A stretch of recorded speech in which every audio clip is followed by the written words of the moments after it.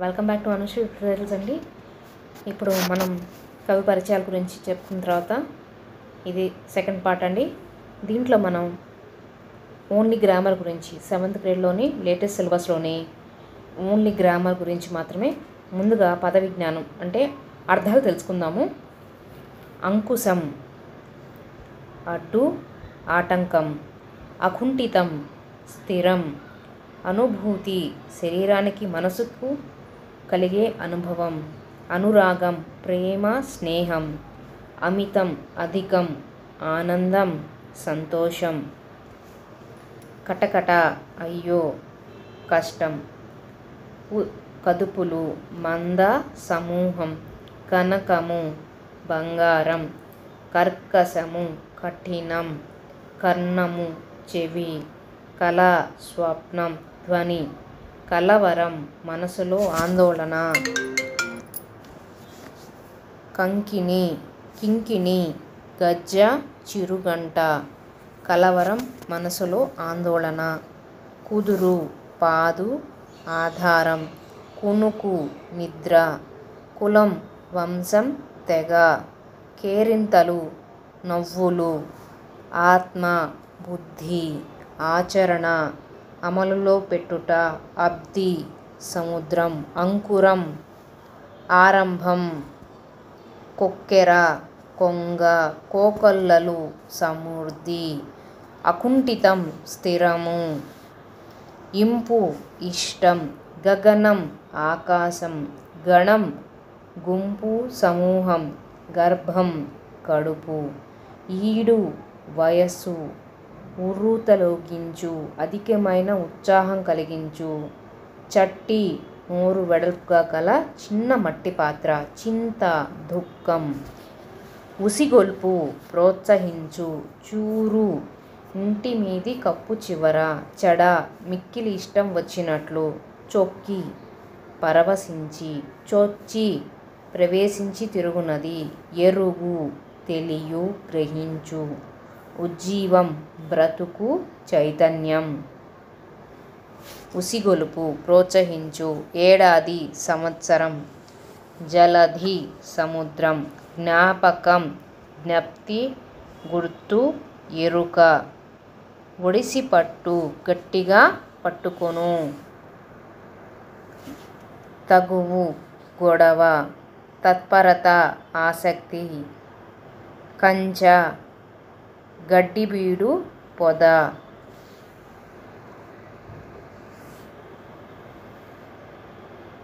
తలము స్థలము చోటు. ప్రళయం భూమిపై ప్రాణులు నశించే కాలం. తహతహ ఆసక్తి. పాదోది సముద్రం. తువ్వాలు తుండుగుడ్డ. ప్రాధేయపడు బ్రతిమాలు దీనంగా అడుగు. తేజం ప్రకాశం. పిన్న చిన్న. పెళ్ళ ముక్క. ప్రేమ ప్రీతి. దగ మోసం. దమనము అణుచుట. దహనుడు అగ్ని. ఫాలము నొసలు. దళము సైన్యం సేన. దిగంతాలు దిక్కుల చివర. దిగులు భయం. దిటవు శక్తి ధైర్యం. బాజాలు మంగళ వాయిద్యాలు. బీడు పనికిరాని వ్యర్థము. బృందం సమూహం. దేవేసినట్టు తిప్పినట్టు. దౌర్జన్యం బలాత్కారం చెడ్డతనం. భత్యము చెల్లించే సొమ్ము. భంగి విధము. భరోసా హామీ.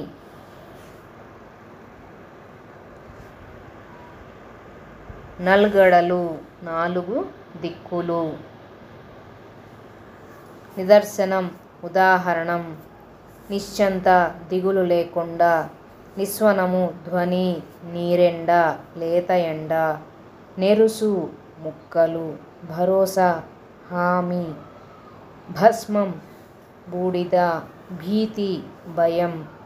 మంద సమూహం, మంటి మట్టి, మడి వరి పొలం మాగాణి పొలం, మడిసెక్క చిన్న పొలం, మార్ధవం మృదుత్వం, మీరుట అతిక్రమించుట, ముసురు విడువక కురిసే వాన, మొదలు కొంచెంగా కదలు తిరుగు, మెచ్చు సంతోషం, పటిమ నేర్పు, పరవశము తనను తాను మరచుట, పరాక్రమం సామర్థ్యం పౌరుషం, పరువు వ్యాపించు పరువు రూపాంతరం, పల్లం లోతు గోయి, మైత్రి స్నేహం, ప్రతిబింబం నీడ, మొన కొన చివరి భాగం, ప్రదానం ఇచ్చుట, ప్రబలు వృద్ధి పొందు, ప్రభావితం ప్రభావం చూపడం, రణం యుద్ధం, రిత్త వట్టి కల్ల ఊరక, రోమంతము నెమరు వేయుట, వెలితి తక్కువ లోపం, రౌద్రం భయంకరం, వైనలికుడు వేణువుతో జీవించేవాడు, లోటు లోపం తక్కువ, సఖ్యము సాధ్యము, శాబకం పిల్లికూన, వడి వేగం, శైలం కొండ, వర్తమానం ప్రస్తుత కాలం, శోకం ఏడుపు, వర్ణం రూపం రంగు కులం, శౌర్యం బలం, వాడ వీధి ఇళ్ళ వరస, వడలు వాడిపోవు, సంకల్పం కోరిక పని చేయాలనే ఆలోచన, వాసన సంస్కారం అనుభూతి, స్వప్నం కల నిద్ర, వాలు దిగుట దుముకుట,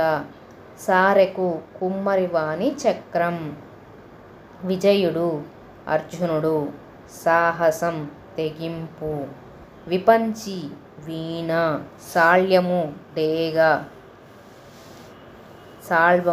డేగ, విరమించు మానుకొను, స్థావరం కదలనిది స్థిరమైనది, స్వాదు ఇంపైన మధురైనమైన, శివంగి పునుగు పిల్లి కస్తూరి మృగం, సుమ్మ చూడుమి, విహరించు వేడుకగా తిరుగు, వీచి అలా, వీడు వదలు విడచు, సూర్యాత్మజ యమునా నది, వీణులు చెవులు, స్ఫూర్తి ప్రకాశం, వీవెన విసనకర్ర, సోకి తాకి, వెచ్చించు ఖర్చు చేయు.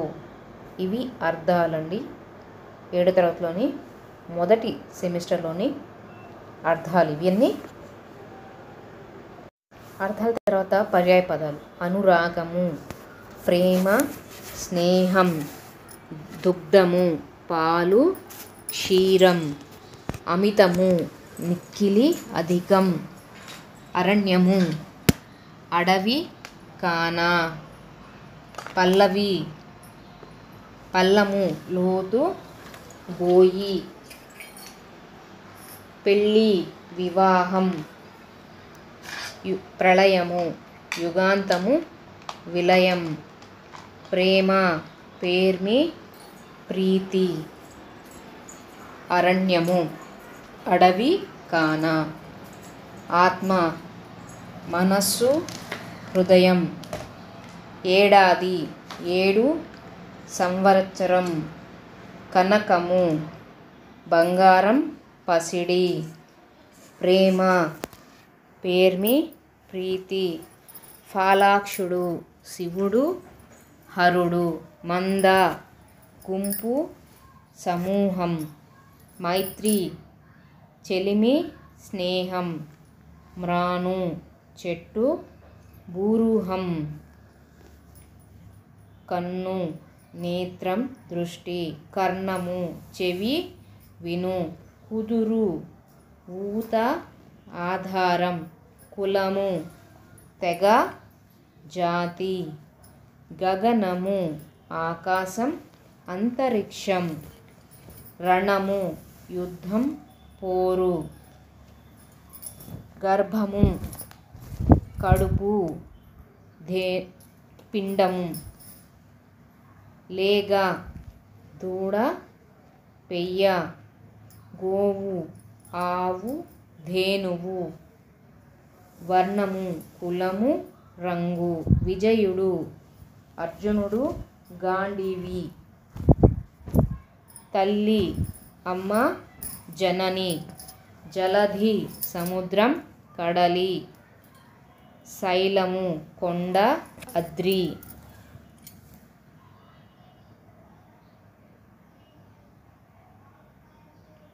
దహనుడు అగ్నిదేవుడు అనలం, దళం సేన సైన్యం, దిటవు శక్తి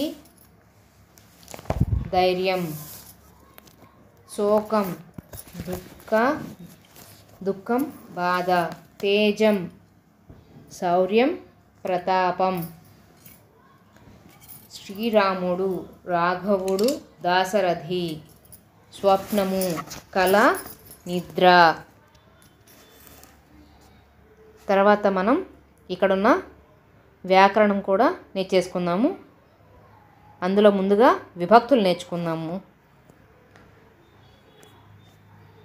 డు మూవులు ప్రథమా విభక్తి, నిన్ నున్ లన్ కూర్చి గురించి ద్వితీయా విభక్తి, చేతన్ చేన్ తోడన్ తోన్ తృతీయా విభక్తి, కొరకున్ కై చతుర్థి విభక్తి, వలనన్ కంటెన్ పట్టి పంచమి విభక్తి, కిన్ కున్ యొక్క లోన్ లోపలన్ షష్ఠి విభక్తి, అందు నన్ సప్తమి విభక్తి, ఓ ఓయి ఓరి ఓసి అనేది సంబోధన ప్రథమ విభక్తి.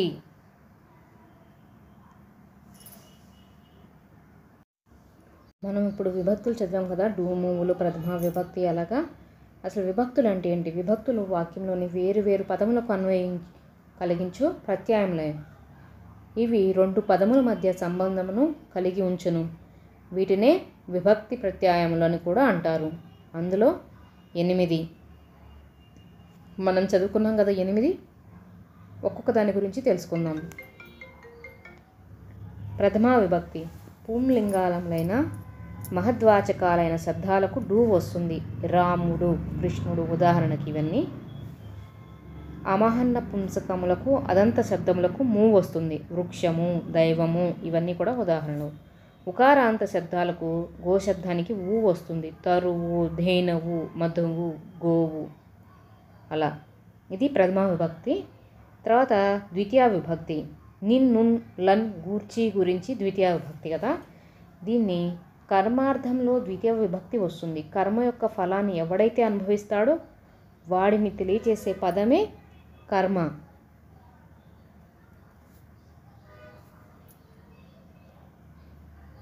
తర్వాత తృతీయ విభక్తి చేతన్ చేన్ తోడన్ తోన్. కర్తార్థంలో తృతీయ విభక్తి వస్తుంది. క్రియ యొక్క వ్యాపారానికి ఎవరైతే ఆశ్రయం అవుతారో వారు కర్త. ఓకేనా. వీనిలో చేత శబ్దము చేయి శబ్దము యొక్క సప్తమ రూపముగా గుర్తింపబడింది. అటులోనే తోడ శబ్దమును తోడు శబ్దం యొక్క సప్తమ రూపముగా గుర్తింపబడింది అన్నమాట. తర్వాత చతుర్థి విభక్తి కొరకున్ కై. ఇది ఏంటి అంటే త్యాగోద్దేశంగా ఉన్నప్పుడు చతుర్థి విభక్తి వస్తుంది. త్యాగము అంటే ఇవ్వడం. జనకుడు రాముని కొరకు కన్యనిచ్చెను. ఇది త్యాగం చేసి కాబట్టి అలా వచ్చింది. తర్వాత వలనన్ కంటెన్ పట్టి. ఇదేంటి అంటే అపాయ భయ జుగుప్స పరాజయ ప్రమాద గ్రహణ భవన త్రాణ విరామ అంతర్ధ వారణంబుల అనేటి వాటి వల్ల జరుగుతాయి. ఆ పదాలకు పంచమి విభక్తి వస్తుంది. అందులోనూ వలన అనే ప్రత్యయం కూడా వస్తుంది. మిత్రుని వల ధనంబు గొనియే అలాగనమాట. తర్వాత షష్ఠీ విభక్తి ఏ సమయంలో వస్తుంది, ఎక్కడ వాడతారు దీన్ని అంటే కిన్ కున్ యొక్క లోన్ లోపలం. శేషం అంటే సంబంధం కనిపించినప్పుడు యొక్క అనే విభక్తి వస్తుంది. నా యొక్క మిత్రుడు, వాని యొక్క తమ్ముడు. నిర్ధారణ షష్ఠికి లోపల వర్ణకం వస్తుంది. జాతి గుణ క్రియ సంజ్ఞల చేత ఒక గుంపు నుండి ఒక దాన్ని విడదీయడాన్ని నిర్ధారణ అంటారు. మనుషుల లోపల క్షత్రియుడు సూర్యుడుండు అలా దీన్ని షష్ఠి విభక్తి అంటారు. తర్వాత సప్తమి విభక్తి ఎక్కడ వాడతారు అంటే నన్ అంటారు కదా, అధికరణంలో సప్తమి విభక్తి వస్తుంది. అధికరణం అంటే ఆధారం. ఈ ఆధారం 3 విధాలుగా ఉంటుంది. ఔపశ్లేషికం, వైషయికం, అభివ్యాపకం. అందు అనేది మాత్రం వస్తుంది. ఔపశ్లేషికం అంటే సామీప్య బంధం, వైశికం అంటే విషయ సంబంధం, అభివ్యాపకం అంటే అంతటా వ్యాపించి ఉండడం. తర్వాత సంబోధన ప్రథమ విభక్తి గురించి మనం తెలుసుకుందాము. ఆమంత్రణం అంటే పిలవడం, సంబోధించడం. ఇది ఎవరినైతే సంబోధించడం జరుగుతుందో ఆ శబ్దానికి ఓ అనేది వస్తుంది. ఓ రాముడా, ఓ రాములారా. ఓ శబ్దానికి పురుషుని సంబోధించినప్పుడు ఈ, నీచ పురుషుని సంబోధించినప్పుడు రి, నీచ స్త్రీని సంబోధించినప్పుడు సి అనేది అంతగామాలుగా విభాషగా వస్తాయి. ఓయి రాముడా, ఓరి దుష్టుడా, ఓసి దుష్టురాల అలా అనమాట. అవి విభక్తులండి. తర్వాత మనం కింద ఉన్న ఇక్కడ చూడండి వ్యాకరణ విజ్ఞానం అన్నారు. సంధి ఉంది. పూర్వ పరస్పరములకు పరస్పరం ఏకాదేశం అవ్వడమే సంధి అంటున్నారు. సింపుల్గా ఏమేంటి అని చెప్తున్నారు. సంధి అంటే పూర్వ పరస్పరములకు పరస్పరం ఏకాదేశం కావడమే సంధి. ఉదాహరణ మనకేమి ఇచ్చారు అంటే రాముడతడు, రాముడు ప్లస్ అతడు, రాముడతడు. నిత్యం, నిత్యం అంటే ఏంటి అంటే సూత్రంలో చెప్పిన వ్యాకరణ కార్యం తప్పనిసరిగా జరగటం అనేది నిత్యం. నిషేధం, సూత్రంలో చెప్పిన వ్యాకరణ కార్యం జరగకపోవడాన్ని దాన్ని అంటారనమాట. మా అత్త, మా యత్త. వైకల్పికం, వైకల్పికం అంటే సూత్రంలో చెప్పిన వ్యాకరణ కార్యం జరిగిన రూపం, జరగని రూపం రెండూ ఉండడం. అదేమి, అది ఏమి. తర్వాత బహుళం, సూత్రంలో చెప్పిన వ్యాకరణ కార్యం కొన్ని సందర్భాల్లో నిత్యంగా, కొన్ని సందర్భాల్లో నిషేధంగా, కొన్ని సందర్భాలలో వికల్పంగా, కొన్ని సందర్భాల్లో అన్య విధంగా జరగటం అనేది బహుళం అన్నమాట. తర్వాత చూడండి ఇక్కడ ఉదాహరణలు కూడా ఇచ్చారు. రామ్, రామయ్య అనేది నిత్యం. రామ ప్లస్ అయ్య.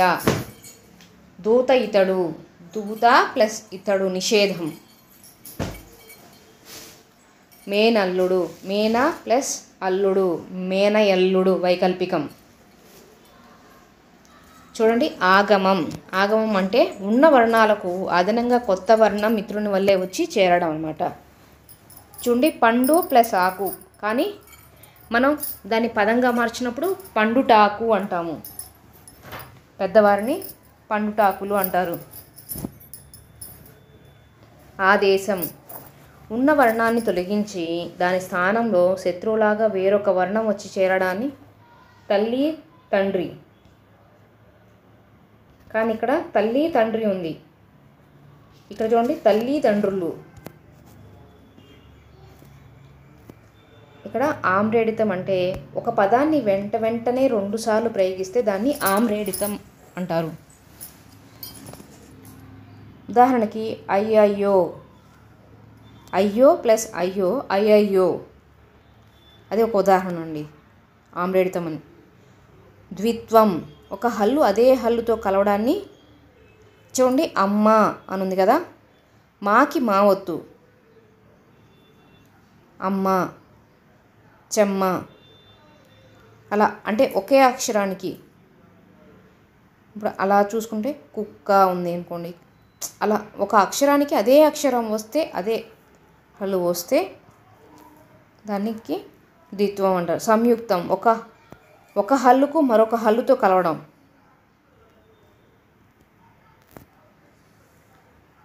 ఉదాహరణకి ఇక్కడ ఇచ్చారు చూడండి, పరమేశ్వరుడు. సాకి వావత్తుంది.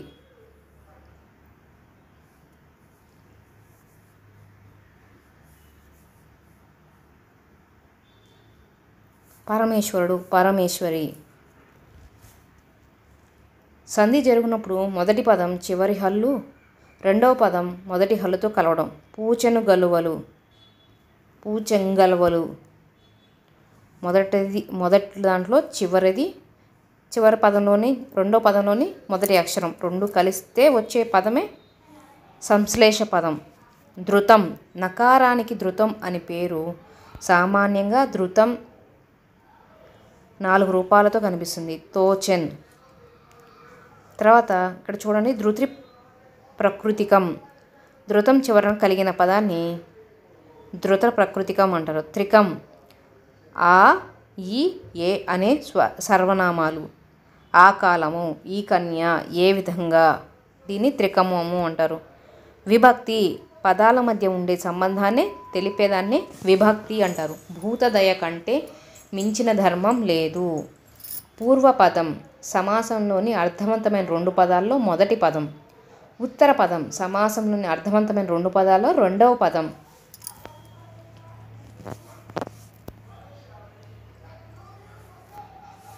విగ్రహ వాక్యం, విభక్తులతో కలిసి ఉండి సమాసాన్ని వివరించి చెప్పేది. రాజభవనం అంటే రాజు యొక్క భవనం. చూడండి, సమాసం 2 అర్థవంతమైన పదాల కలయికనే గ్రంథ ప్లస్ ఆలయం, గ్రంథాలయం. కర్త, క్రియకు గల ఆధారాన్ని తెలిపే పదమే. రాముడు పండ్లు తిన్నాడు.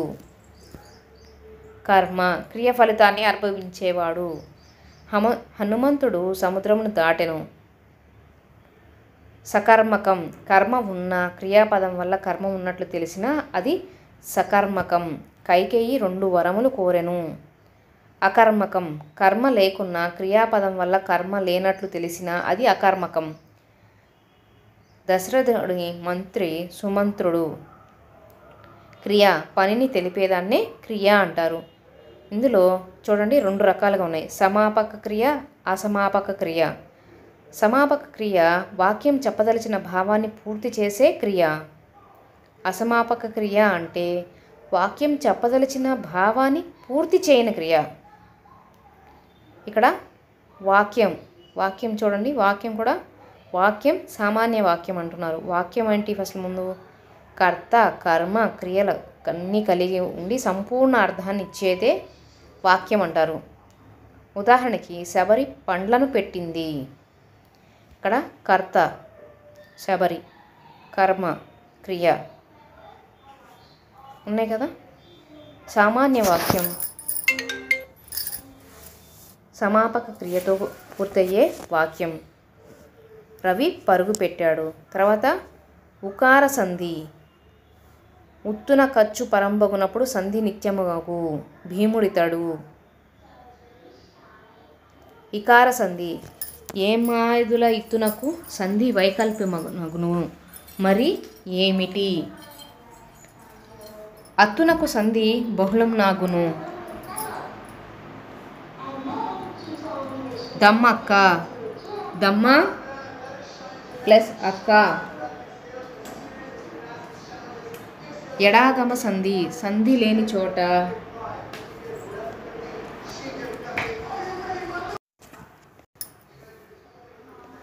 అకార సంధి, అత్తునకు సంధి బహుళమగును.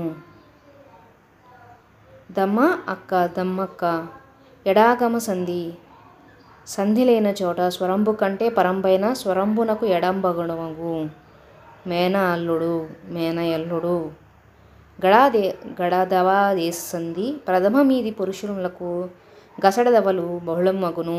వాడు కొట్టే, వాడు కొట్టే, వాడు కొట్టే.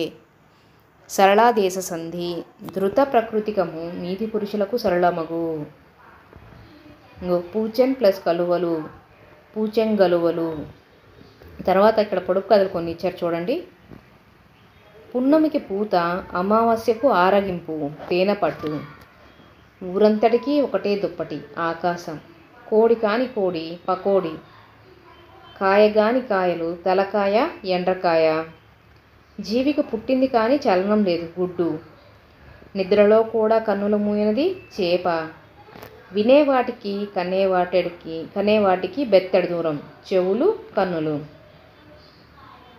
మా ఊరెద్దు మీ ఊరికి పోదు, మీ ఊరెద్దు మా ఊరికి రాదు. ఏంటి అంటే చెట్టు. ఇంట్లో కలి, ఒంట్లో కలి, వాకలి, ఆకలి. గోడ మీద బొమ్మ, గొలుసుల బొమ్మ, వచ్చే పోయే వారికి వడ్డించు బొమ్మ, తేలు. శిలావృక్షం తలబుట్టిన చెలువలు మువ్వరును గూడిచూడి ముడి పడుచున్. దళవాకిట మెరయింతురు సలలితముగా దీని నెరుగు నడుసగులుగరే. సున్నం వక్క ఆకు, తెల్లటి భూమిలో నల్లటి విత్తనాలు. చేతితో చల్లుతారు, నోటితో వేరుతారు. కాగితం, అక్షరాలు. కిటకిట తలుపులు, కిటారు తలుపులు, ఎప్పుడు తెరిచినా గాని చప్పుడుగావు కళ్ళు. నల్లటి పొద వల్ల పుట్టింది, పరరాజు కళ్ళల్లో పడింది. అరచేతి పట్నానికి వచ్చింది, గోరింక పట్నాన సచ్చింది. పేను. 7 అన్నదమ్ములం మేము. విడివిడిగా ఉంటే చెప్పగలరు, కలిసి ఉంటే చెప్పలేరు. ఇంద్రధనస్సు. కొనేటప్పుడు నల్లగా, తినేటప్పుడు ఎర్రగా, పారేసేటప్పుడు తెల్లగా. నేరేడు పండు. అడవిలో పుట్టింది, అడవిలో పెరిగింది, మా ఇంటికొచ్చి తైతక్కలాడింది. మజ్జిగ కవ్వం. ముక్కున పైన నడుచును, పక్కన నోరుండు గాలి పారణ సేయును.